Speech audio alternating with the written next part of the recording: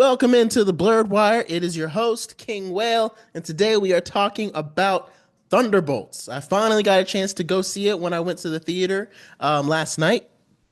And man, like it's very rare. Not, I guess it's not really rare, but like, the critics and audiences don't always align, and I think they aligned perfectly here. If you've heard anything about this movie, it is as fantastic as everyone has been saying it is. So please go see it. Please go see it. I'm about to get into the spoiler section of this review because it's going to be very hard for me to review it without it. But all I can say is the beats, the humor, the intellect, like all of it works. Every part of it works. I mean, it's not a perfect movie, to say, but like right now, it definitely feels like one of the highlights of Phase 5 for sure. Probably the best movie of Phase 5. There's a very good chance it is. One of the top movies of the multiverse saga, and probably at least in my top half of Marvel movies, if not maybe even top 10. It's that is that fantastic. It's just all the things really came together. And I do kind of think based upon the plot, we kind of needed this movie earlier, but we'll kind of get to that. And also I love what they did. Well, again, we'll have to get to that because now I'm going into the spoiler section. Because most of the things I like about this movie I can't talk about without spoiling the movie. So, without further ado, spoilers, spoilers, spoiler alert. If you haven't seen it, please do not watch the rest of this. Do not listen to the rest of this. You need to go see it first and then come back and pick it up from right here because I don't want to spoil the experience for you because it's going to be much better if you get a chance to just experience it for yourself. So, this movie was, I think the main reason why it was so good is because it was such a great look at mental health and trauma and coping with it. uh, Especially when we got to the void scenes. And so throughout the whole movie, like it moved fast, but it also took its time. Like the Marvels felt like it just moved fast. This movie was 2 hours, and the Marvels was like an hour and 45 minutes. So the Marvels never slowed down for any emotional beats. It just kind of hit them and then kept going, hit them and then kept going. This movie, it actually did slow down for emotional beats, and it's reflected in the runtime. The movie takes a little bit longer than the Marvels did. And there's actually not as much action as the trailers make it seem or what it seems like there is. Um, but, you know, I'm the kind of guy like I could always use more action. That's just how I am. But like I said, because I wouldn't have replaced any of the emotional beats of the movie with more action because they really helped brought it up. Because when you think about it, the reason why this movie was so likable, especially compared to Brave New World, is I like Sam Wilson's character. I think he needs to be confident and things like that. But again, it's a vulnerability that we don't get to see very often. Steve Rogers, we got to see a lot of vulnerability when it came to how much he cared for Bucky and his fellow soldiers. Mainly when it came to Bucky, that's where we saw how Steve was really vulnerable. We don't see that much vulnerability in Sam Wilson's character. And it's okay for the character to seem scared. It's okay for the character to seem lost or upset. And that's why so many people are going to relate to Thunderbolts because are most of us have felt lost or felt upset or felt confused at some times. We rarely ever feel like we have all the answers. And the people that feel like they have all the answers are not going to like that's not your target audience because most people don't feel that way. So, getting to know characters who have all made very public mistakes, very big mistakes, have not going to say glaring flaws, but enough flaws to where you can understand what they're trying to do, but still see where they're messing up and not quite like where their past is kind of getting them into a bad situation. Each character worked perfectly for this. Like I thought the way they developed John Walker was great because I loved his speech in Cap. Like the one thing I do like about his character in Falcon and the Winter Soldier, and I know I kind of crushed in Falcon and the Winter Soldier, but his speech to the committee was so powerful because he talked about how much he bled for the American red, white, or blue, and when he finally got to be Captain America, like he did way worse things to people in Iraq. I'm 100% sure he did way worse things in Iraq serving those tours that the country commanded him to do than he did to that guy who just killed his friend. And then in his one moment of weakness, it's all stripped away from him. I can relate to that. We can feel that, even though he was supposed to be the villain and Sam, wrestled the shield away from him and stuff like that. And I think that's why, like, we get through this movie and we get to the end, right? And like, there's a scene where Bucky is when we get to the end credit scene.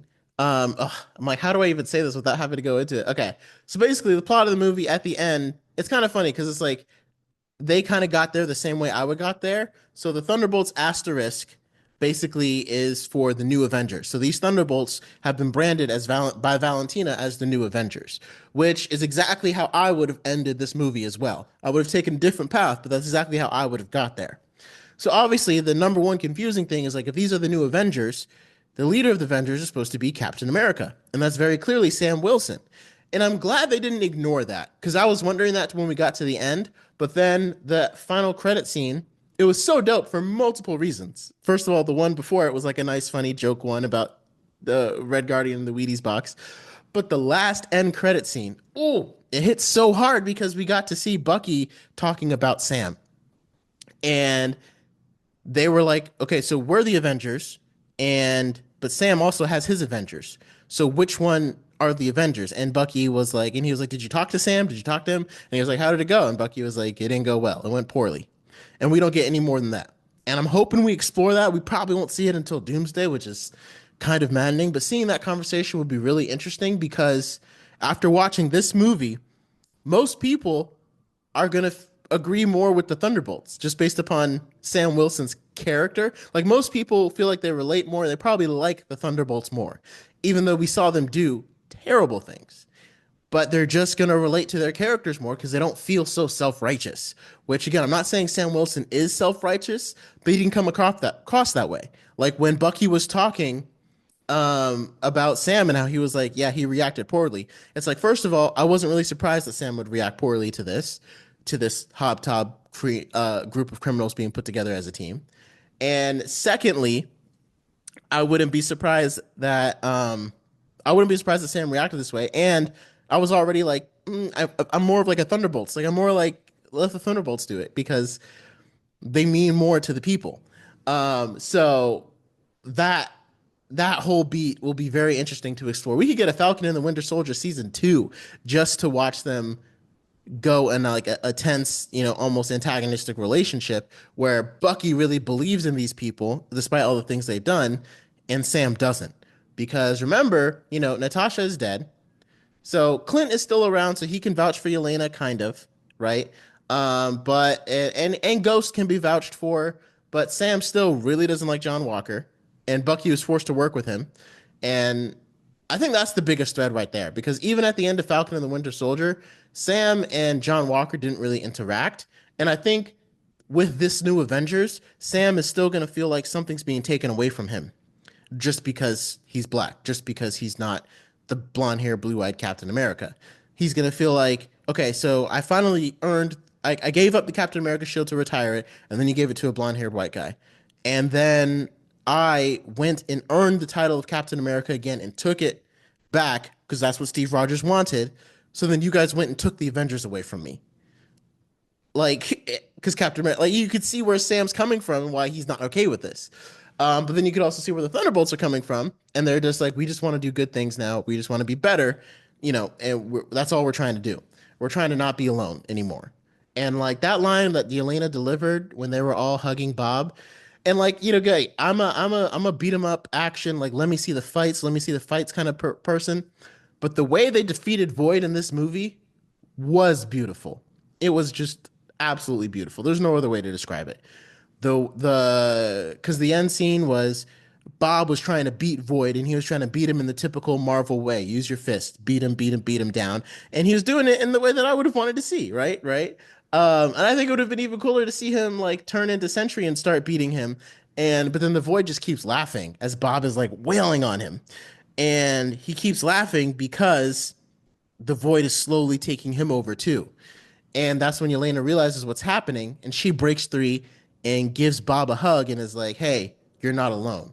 You're not alone. You're not alone. And they all break free and they all give him a hug. And you probably won't know what I mean unless you watch it. So please go watch it. But if you do know what I mean, then you understand how powerful and beautiful this moment was. And it just really went to show how it was a different, unique way of beating a villain, of beating, our Void, of beating our own dark side, and remembering that we're not alone. We have people, and if you do feel alone, go find somebody. Like that's just the biggest One of the biggest takeaways I could feel from this. I mean, I'm one of those people that feels very blessed to have never, like, I felt alone, but I've never actually been alone. I just had to open my eyes and look around to the people that were actually there. And I think that was a powerful lesson that Bob learned throughout this moment with the Void. Um, yeah, I still don't really feel the whole Bucky as a congressman thing. I think we could have just skipped right to the part where they were going to ended up trying to kill each other in Valentina's prison where she tried to incinerate them. Bucky being like I think it would have been cooler if I like Wendell Pierce's character. I know him from Suits and he did really well. I think it would have been cooler if he like made a call and was like, "Hey, I need you to go take care of something." And like told Bucky that he figured out what she was doing and then Bucky just showed up.